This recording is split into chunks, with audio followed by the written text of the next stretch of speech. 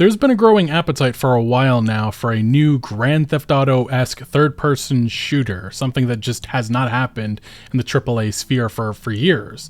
The most recent I can think of was maybe Watch Dogs Legion, which really killed that franchise. There was obviously Saints Row the remake, which we don't need to get into that. That was a blasphemous entry. EA was developing something years ago that went nowhere. Sleeping Dogs many years before that. Driver 3D, early 2000s. There was a number of experiences like it, but there just has not been much produced. And that's why a lot of attention was on Leslie Benzie's new entry. If you don't know who Benzies is, he was a Rockstar North president. He did prominent work on Grand Theft Auto 5, I think even some of the earlier Grand Theft Auto installments, and Grand Theft Auto Online. He was a mega face at Rockstar Games, so a lot of people were very curious to see what he was going to do after his time at Rockstar Games, because he formed a studio called Build a Rocket Boy. And the first project that started to get announced was that he formed a team with a bunch of former Rockstar North developers, and it was called Everywhere. Everywhere is a weird one, because the fact that it's supposed to be like the center hub of games within games, it almost seems like way too much for this smaller development team. And also the question about funding and how this was going to be realistic, those are questions that have been lingering for many years now, and they're still kind of unanswered right as of today, in which they're about to have a giant release for MindsEye in the coming days. But this was originally the envision for Everywhere. The core ethos of the title, according to the developer, is to create this open world that can be built on in every direction. To this end, the title will host numerous full games, including MindsEye, which we're talking about today, an upcoming AAA action-adventure title set in a world of futuristic corporations, conspiracy theories, and sinister new technologies. In short, it appears that Everywhere is aiming to become the next big thing in game creation, while the likes of Roblox and Dreams allow anyone to create their own experiences. AAA games have yet to make their debut on the platform. As such, Everywhere playing host to AAA titles in its own right is likely to help to make it a big splash upon its debut. Like I said, mighty ambitions for this project. But the thing about Everywhere is that the footage, and like I said, it just looked like a Fortnite ripoff. This was the initial reveal that we got in 2023, pre-alpha. This was them showing off, I guess, one of the creations that was going to be within it, and it looked extremely unappealing. And since then, there has been betas. They've done some other stuff with this, but just nothing about this project looks very interesting. Here's more. This was back in 2024. Again, it's just similar stuff. It's providing tools to make games within this, but it's the question of why do people want to use this service? And when you have other, experiences like Roblox, probably Grand Theft Auto is going to be going down that lane as well with GTA 6. It's just the question of why would people want to build an Everywhere? And as it said here in this article from 2024, the free-to-play toolset powered the project is called Arcadia, which includes building tools, a self-publishing vacuum or publishing system, and library of assets. Virtual items, be they small props, enemies, puzzles, or even entire levels, are known as stamps. You do not have to be a professional programmer to create something amazing Everywhere. With the introduction of the stamp systems to the building experience, we have eliminated the blank canvas problem and allow you to select, reuse, and even remix the best content from the community. So that is the overall vision for Everywhere. And that's why a project like MindsEye is so key, because it brings the attention to Everywhere. This is supposed to be where they're going to be making their money for the years to come. The problem is that MindsEye just looks absolutely dreadful. I've been saying this for a while now. They've debuted gameplay, they've leaked gameplay, and everything about it just looks extremely worrying. Massive red flags everywhere. And they debuted some new gameplay the other day, in which here you can, again, it's just so much going on here. Introducing MindsEye. And this is literally, the game's supposed to release in like 2 to 3 weeks, and we're just getting these details and actual in-depth gameplay videos. It's mind-boggling. Introducing MindsEye, 3 seamlessly interconnected experiences, an explosive action-adventure campaign, Play.MindsEye, a continuous stream of premium studio-developed content, and Build.MindsEye to craft your own games. So as you can see, MindsEye, the action-adventure campaign, is supposed to pull you in to this other content. But again, as with everything, MindsEye, the actual game, the action-adventure, the single-player story, which is only 15 hours, it has to be good. People actually have to care about this stuff. And even right now at launch, it doesn't seem like they're ready for for much. Will building your own game be possible on consoles as well? Unfortunately, not on release, but our teams are working hard to get it available on consoles as soon as possible. So this has been the thing with this game for a while now. It's just a lot of people don't know what's actually being offered here, because this isn't an open world, massive experience for players to play in. This is a linear 15-hour story, and doesn't seem to be much more than that. They did reveal some new gameplay. This was, like I said, today. They showed off some more of the story. Like I said, you get a cool looking open world here. It looks like it would be fun to explore and drive in, but this isn't like anything you can explore. It's just a linear mission to mission campaign, which is in of itself kind of dated in this day and age. But if the quality is there, I think most people aren't going to care. It's just the problem is there's many questions if this is going to be a quality experience, especially with all the gameplay and all the footage that we are seeing that's now coming out, including some of the leaks that have also been brought about. But yeah, like I said, it dabbles into the AI stuff. I'm not going to concentrate too much on the story. I'm more so looking at the gameplay. The gameplay looks dated. Valuable to some, but highly dangerous to others. But I understand. I think there's a lot of people, especially in the Grand Theft Auto community, especially with the long way from GTA 5 to GTA 6, that just want a, maybe a decent third-person experience like this. But there's just something about this that's so off. Yeah, and based on the information we've gotten, this Jacob Diaz, our protagonist, the actor that played Lincoln Clay in Mafia 3, it seems to be like a story of amnesia. There's some war stuff going on. He's reliving memories. It's one of those types of games. It's been done to death in the gaming industry, but there's still potential that this could be an interesting experience. Robin Hood. Yeah. Turns out she's been holed up downtown in some kind of safe house. Can you drive? Can you shoot? Yeah, and like I said, the graphics, everything here, it looks fine. It's just the gameplay doesn't quite... Increasingly perilous situations. You must form unlikely alliances in order to survive. Yeah, and the way that they're describing this gameplay, it just sounds like there's so much more complexity to all of this.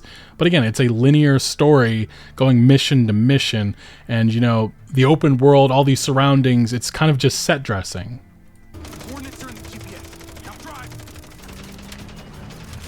Your talents at the wheel will be called upon as you find yourself both the hunter and hunted.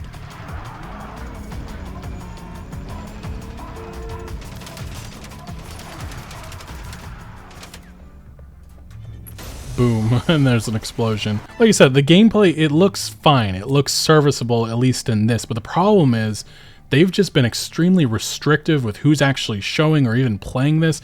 It almost seems like they are trying to hide this game from the press, from game previewers, and even those who have previewed it. We're going to talk about that in a second. Most of them have not actually had hands-on with this experience, and the developers behind this have been very controlling of what footage is, being recorded, and it's just... everything screams red flag. We've seen this many times in the past, and usually there's a reason for this. But the main reason why this is the big focus. It's builds MindsEye. This is the long-term hope of this. It's to get people to build tools in this and build their own games. And like I said, you see some shooting missions, but that's all you see in this footage. It's just clear outpost, and that's about it. And then maybe there's a tailing mission. You don't see any actual complexity to these mission encounters or anything, which actually has been a core complaint of the Grand Theft Auto franchise for a while now. It just looks kind of dull. And then, yeah, here's the builds.MindsEye, which I was talking about, which is one of the cooler things about this. Anyone can build their own MindsEye quality missions and games, thanks to our groundbreaking, easy-to-use creation system. MindsEye players get an all-access pass to the hidden world of game creation. At the touch of a button, you can create your own shootouts, chases, races, and that's cool. Puzzles, and places. But again, the big problem with this is there's so many games going down this lane now. It's just... you have to have a standout title to represent this content, and I have serious questions that this is that. Like I said, these are some of the interviews and some of the stuff that has come about it. Everybody was very confused. A lot of people thought that this was an open world action adventure. It's not. They've fully said this. They said this in March, just a couple months ago. GTA 5 Veterans' new open world game is actually a fake open world, but its central city sounds a lot like Cyberpunk 2077, which is just sugarcoating to say that it looks like that, but it's not that. Speaking to Edge, assistant game director Adam Whitting confirms it's a linear action game that's kind of like a fake open world or faux open world, you could even say. And then they talk about how you could see people, NPCs being baristas and stuff like that, but it just doesn't matter when you can't even interact with any of this. And then this is where things get a little bit more worrying. It's when we actually get the previews that have come in. There's very limited amounts of them, but the previews that have come about from a couple of YouTubers, this is a quick rundown. Mr. Matty Plays had access. Reportedly a broken mess filled with bugs, 15-hour-long story, which is fine. Driving feels stiff. Cutscenes look great and are well animated, that's an upside. Enemy encounters lack depth and enemies just run at the player, which AI in these games really does matter. Combat generally feels fine, very GTA-like. Arcadia is the content creation mode that you can get into by stepping into a portal, only available for PC at launch. Arcadia can be used to build encounters around the map, we saw that. Developers seem to hint that the main city doesn't have much content and will be a focus post-launch, which just sounds like a game that's not ready, and previews think that the game should be delayed. And these were some of the previews. This was from Spawnwave. I thought this was interesting what he was saying about it. He had, I guess, limited access, but... You took the mission, you then got in a car, and then drove to your destination, and then things continued on. So... this, again, was all done by way of we just watched someone play it. Yeah, that's 2 weeks before launch. They're not even letting people play this. You're just watching a preview. That's ridiculous. Preview events I'll go to, and you just play the game, even through streaming, which is a really, really good use case for streaming games because it's still under their control to where you don't have to download the game and potentially data mine it or something. They still have control of all the files. But you have the freedom of just playing the game and, honestly, at times trying to break it. So... when I see MindsEye and it being played in front of us, and my initial thought when I get into that mission would probably be to drive into the city or do something I'm not supposed to. So that's probably which is the point of previews like this. Way to keep people like me from messing things up. But I would have been interested to know what happens, all right? Because that would have been, I think, a core concept of how linear is this game really? Like, they've talked about the world. There's apparently a creation tool builder thing that they're working on there to go along with it. I think multiplayer was thrown around at one point. There's a lot of vision and dreams for this game is what I'll say. And I just don't think they're going to be realized. But at the end of it, though, when they're showing it, it felt like a game that I had played, or at least seen played at that point. And this isn't necessarily something that should be interpreted as bad, but it kind of like the late Xbox 360, late PS3, early PS4, early Xbox One era game. All right. And that's exactly what I would define this gameplay as. It reminds me exactly of that. A very dated experience. The gameplay, it just does not come together for, I think, a premium price of $60, which I understand some of these previewers, some of these individuals are trying to have upside with this title and think positively, but it really is hard based on everything that we've seen with this and everything. It just smells extremely bad. And Mr. Matty Plays, he also had a preview that was quite negative as well. We talked about some of his thoughts a second ago, but I thought his introduction and his piece was rather notable. Sincerely, this game needs to get delayed. I saw so many bugs in this preview, and I've been doing this half my life. Like, I've seen previews in a good state, I've seen previews in a bad state. This is up there with some of the worst I've seen, just in the terms of preparation. You could just feel the energy in the room was like, we got to go. Like, the pressure just felt real. Taking that out of the equation, all that matters for you at the end point is the quality of the game here. And I'm just going to run down a list of bugs that I saw. And by the end of the presentation, like, we swear these are all patched. You don't have to worry about any of them. I've heard that so many times over the years. I've seen that song and dance before. I always remember going to my Fallout 76 preview event. And when I went there, the game ran like shit.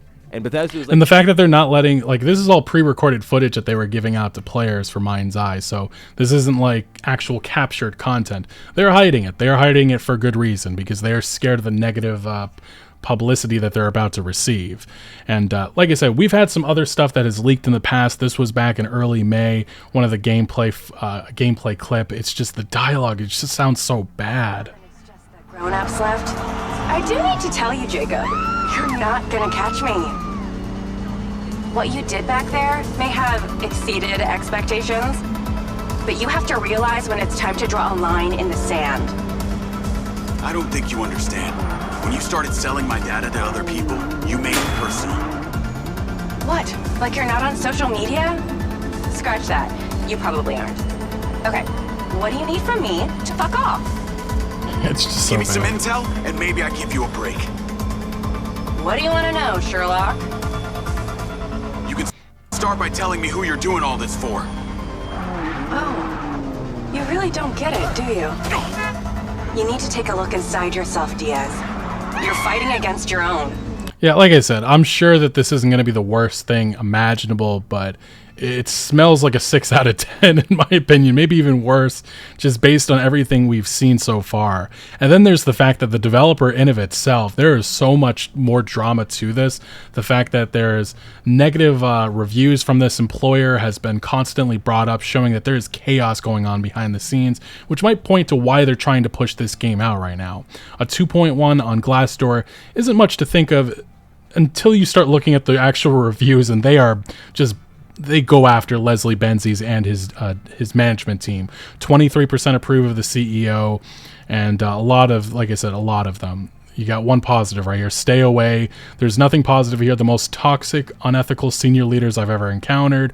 Constant turbulences. A stepping stone into the industry. Barb is an opportunity to start in video games. Political drama. There have been multiple changes of studio, and then some people have screenshotted some of the more crazy ones. 1 star is too generous, stay clear. Free soup in the office. Culture of blame, lies, and bullying at the very top. Younger, inexperienced members of staff are used as collateral to take the blame for decisions made beyond their control, but they're asked to carry out. The only people who survive are the ones who say yes and feed the co-CEO's egos. Everyone else with a voice or an opinion that differs are pushed out. Clear favoritism and special treatment for those who say yes the most ridiculous things. Another review, perfect example of how meritocracy is a doomed farce.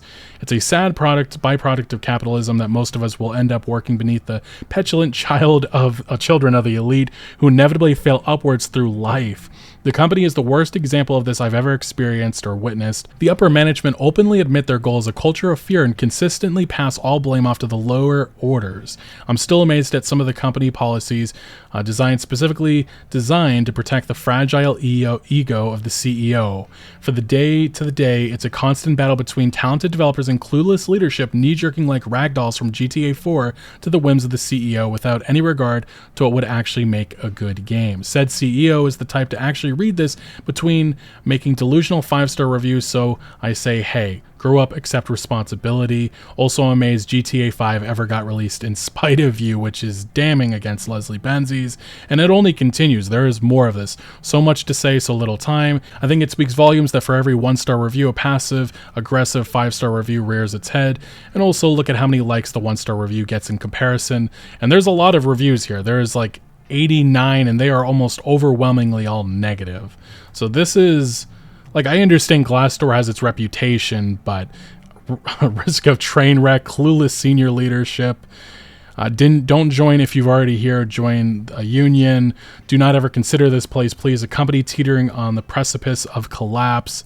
Like I said, it is brutal. It is absolutely brutal, and the reviews are very consistent. We've seen this with other companies when stuff like this happens. As they say, when there is smoke, there is fire. Political drama.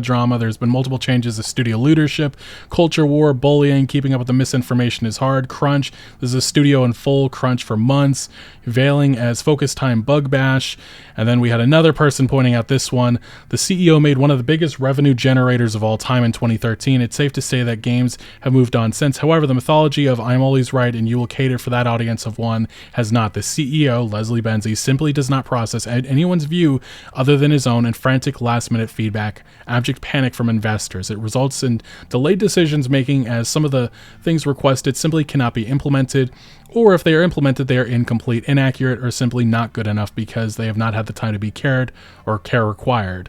There's so many talent and skilled people at Barb who have their work scrubbed and neutered or radically altered due to last-minute change. These late changes continually blight releases and demonstrations. This might have been how games were made in a crunch environment with unlimited resources a decade ago. It is not how they are made now. There are not infinite resources to throw at the problem, and everyone has a burnout limit. The expectation at Barb is that burnout limit is higher than anywhere else in the industry. And those reviews are absolutely damning, which based on some of the comments that are now coming from the MindsEye co-CEO, I think a lot of this does make sense. If you are unfamiliar, MindsEye's boss, he seemingly suggested that Rockstar Games is, I guess, responsible for a lot of the negativity surrounding this game, and that is all because of Leslie Benzies. If you are not familiar, Leslie Benzies, the former Rockstar North president, he sued Rockstar Games in 2016. He was silently kicked out. There was a long dispute. This has been in the courts. I'm not sure if it ever got resolved, but yes, he sued Rockstar, Take-Two Interactive, the Hauser brothers for over $150 million. Last time I think we heard about it was in 2018, in which there was some setbacks with the lawsuit. But the timeline, it's extremely messy. In 2013, he helped launch Grand Theft Auto Online. Rockstar Vice President Jennifer Kolb allegedly told Benzies that Rockstar President, so this is in 2013, was worried that Benzies wanted to take over the company. This stemmed from Benzies placing his name last in the credits for GTA Online, which denotes the person most significant to a game's production. Benzies also claims the Hausers did not notice his name was not last until after the game was released. If true, this would mean that Hausers had not played or even viewed the game pre-release, and there was a massive disputes about, Benzies' contributions, the money that he was entitled to because of GTA Online. But one thing is clear: the Hauser brothers and Rockstar Games and Take-Two Interactive pushed out Leslie Benzies. He went on a paid sabbatical in 2014 through 2015, and that was pretty much when he was kicked from the company. And then after that, he sued them, and then he formed his own studio, and here we are now with MindsEye. So that gives you some background, some understanding of why, this other MindsEye boss may think that Rockstar Games is going after them, which is ridiculous, because I think the problems with MindsEye in of itself is problems that they themselves have created. It just doesn't look like a worthwhile, amazing experience, which I really do think they need for their massive vision of this metaverse and building games within building games vision. As it says here in this article from Comic Book, Benzies went on to form a new studio node as Build a Rocket Boy, which has been developing an ambitious game called Everywhere, as well as MindsEye, which is a more traditional action game that definitely takes some cues from Benzies' Rockstar's work. It's not an open world game, but it's expected to be some kind of open world support after launch. Again, massive visions, massive things they want to do. Nevertheless, the game is one of the big releases hitting this summer. Again, about 2 weeks, June 10th it's supposed to be launching, and we got a new gameplay video was released, and we talked about that earlier on this video. It does not look all that interesting to me, and even some of the comments, people, third-person shooter, the game, it would be so hilarious if this comes out and ends up being a Game of the Year contender. It would be, because it doesn't look like it. Looks like something that will be a rare gem in the future after scoring a 6 out of 10 on release. Looks like a sandbox game or one of those mobile ads you get. The script of the video is what happens when you pair up ChatGPT and a 9-year-old. Yeah, the dialogue for this game has not looked good at all, and serious questions in regards to that, but like I said, it goes on to mention this comic book article. On top of that, MindsEye has had some leaked footage and negative previews from content creators. Again, we talked about that, who noted that the game didn't feel ready for release and could use a delay. Others have pointed out Build a Rocket Boy reportedly has concerning working conditions. Those Glassdoor reviews, they're extremely damning about that environment, and I think it really does say a lot about where this game has come and why it may be such a mess and why it may end up being extremely underwhelming and why I am very nervous about telling anybody to spend $60 on it. It very much, in my eyes, is a wait and see. But Build a Rocket Boy's co-CEO Mark Gerhard took to the game's official Discord today and was asked if he believes that all the people who reacted negatively were financed by someone, and he said 100%. He followed it up by saying, "Doesn't take too much to guess who." He's implying Rockstar Games. Given there's some crossover with the GTA and Rockstar Games communities due to ex-Rockstar people being involved with MindsEye, it left some to speculate that he was implying Rockstar Games is paying people to react negatively to MindsEye. I don't think Rockstar Games needs to do anything. They just need to concentrate on Grand Theft Auto 6. This is one of those instances where they are in just such a bad position that they're looking to blame everybody except for themselves. Because every move that they've made so far, especially with marketing, indicates they are not confident in this product. And I think that really says a lot.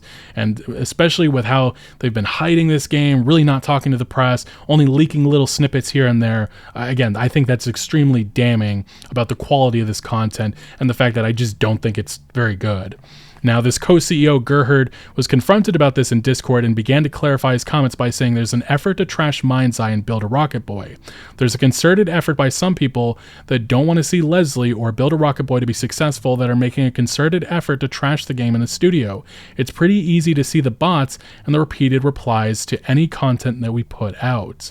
And again, I think it's just that skepticism with this game. Everything that they've been putting out, it just does not look right. Something looks off. And they've been extremely cagey with showing showing off this game. Like, we have not seen like 15 to 20 straight minutes of gameplay. It's just been these little snippets, and that's just crazy to me with a game that's going to be launching in about 14 or so days.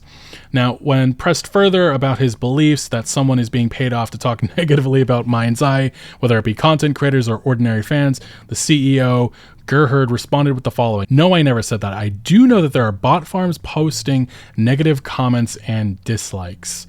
And again, I would love to see the proof of that. I would love to see who he's specifically alleging, because the implication is that it's Rockstar Games behind this, and I find that so ridiculous. But MindsEye is supposed to be launching in, like I said, about 2 or so weeks. We'll find out very soon if this is actually a worthwhile experience. I would be surprised if it's anything but a disappointment. But hey, I would love to be wrong. I love gaming, I love experiences, and I would love to have a new third-person shooter to play with. But this one, it just smells off. Everything about this, everything that we've seen about it, it almost seems like a fake game, which I think it's crazy to say, especially with the development team behind this. But so much chaos, it seems like, has been going on behind the scenes. Seems like a management team that has not been able to get things right, and it looks like we're headed for disaster. But hey, I really do hope I am wrong. But what are your thoughts on MindsEye? This has been a crazy game that's been talked about the last couple of years. I've kind of been optimistic about everywhere and where it's going, but the longer that we've been talking about this, the more I've become a little bit more suspicious about this developer, and maybe that they just had too big of a vision for what they wanted to do here, and that might be the case. And who knows, maybe they are running out of funding, which would explain why the marketing campaign for this has been such a disaster. But they obviously have massive vision after launch. I just have questions if they're ever going to be able to achieve that. But what do you make of MindsEye? Let me know your thoughts down in the comment section below. But thank you for watching. Make sure to leave a like if you did enjoy this video, or if you found any informative value. Consider subscribing for more videos like this, and I'll see you later.